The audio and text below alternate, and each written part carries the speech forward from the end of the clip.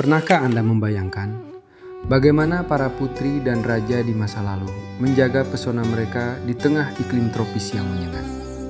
Tanpa parfum botol kaca dari Paris, tanpa sabun antiseptik modern.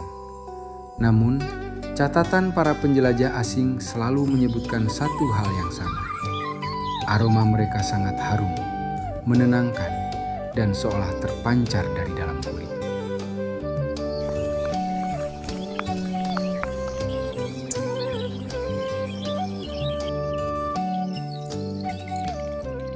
Bagi mereka, mandi bukanlah sekadar membasuh debu dari raga. Ini adalah seskul, sebuah ritual penyucian jiwa. Hari ini, kita akan membedah rahasia di balik campuran bunga dan akar wangi, sebuah teknologi kecantikan purba yang memadukan botani, logika, dan sedikit mistisisme. Pertama, kita harus bicara soal tempatnya. Para bangsawan tidak mandi di sembarang tempat. Mereka memiliki petirtaan. Mengapa air di petirtaan dianggap suci? Secara sains, air ini diambil langsung dari sumber mata air pegunungan yang kaya mineral. Arsitektur petirtaan dirancang agar air selalu mengalir.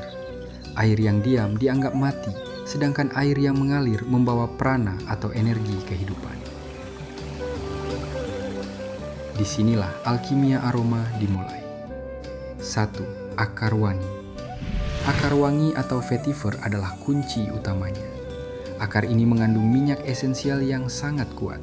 Fungsinya sebagai pengikat aroma. Tanpa akar wangi, harum bunga akan menguap dalam hitungan menit. Ia memberikan aroma tanah yang maskulin sekaligus elegan. 2. Bunga kantil dan melati. Bukan sekadar penghias, bunga melati bersifat mendinginkan kulit. Sedangkan kantil atau cempaka memiliki aroma yang sangat tajam dan tahan lama. Dalam tradisi lisan, kantil dipercaya dapat mengunci pandangan orang yang mencium aromanya. Daun pandan dan jeruk purut. Jeruk purut adalah pengganti sabun. Asam alaminya meluruhkan minyak dan bakteri penyebab bau badan. Sementara irisan pandan memberikan aroma hijau yang menyegarkan pikiran. Ritual dimulai dengan pembaluran boreh atau lulur. Campuran kunyit dan temu giring diaplikasikan ke seluruh tubuh untuk mengangkat sel kulit mati. Setelah kering, bangsawan akan masuk ke dalam kolam yang sudah ditaburi bunga.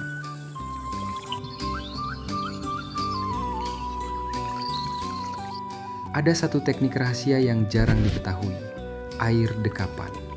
Ini adalah bilasan terakhir menggunakan air yang telah didiamkan di dalam wadah perunggu atau tanah liat selama 1 malam penuh. Air ini dianggap telah mencapai titik energi tertinggi yang bisa mengecilkan pori-pori dan membuat kulit terasa kencang. Mandi dengan bunga dan akar wangi bukan hanya soal kecantikan fisik. Ini adalah cara manusia Nusantara menghargai alam. Mereka percaya bahwa apa yang diambil dari bumi harus dikembalikan dengan rasa syukur. Hingga saat ini, aroma akar wangi masih sering kita temukan di sudut-sudut keraton yang sunyi. Mengingatkan kita bahwa meski kerajaannya telah runtuh, kemuliaan budayanya masih bisa kita cium hingga hari ini. Bagaimana menurut Anda? Apakah ritual mandi seperti ini masih relevan untuk kita coba di tengah hiruk-pikuk dunia modern? Tulis pendapat Anda di kolom komentar.